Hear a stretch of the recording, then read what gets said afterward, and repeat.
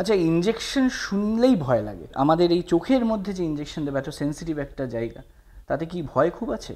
ভয় খুব বলবো না, কিন্তু উল্টো দিকের কথাটাও সত্যি কি ব্যথা একটু সামান্য লাগে। আমরা চোখের মধ্যে একটা ড্রপ দিয়ে দিই, যে জন্যে চোখের অবশ হয়ে যায়।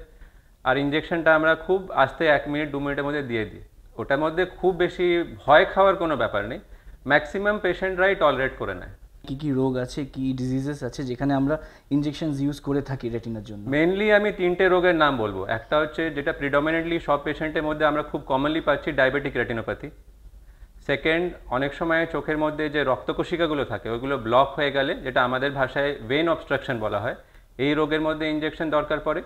আর একটা 3 নম্বর হচ্ছে বয়স জাতীয় রোগ, যেটাকে আমরা আমাদের ভাষায় ARMD বলি, ওর মধ্যে আমরা এই ইঞ্জেকশনে ইউজ করি।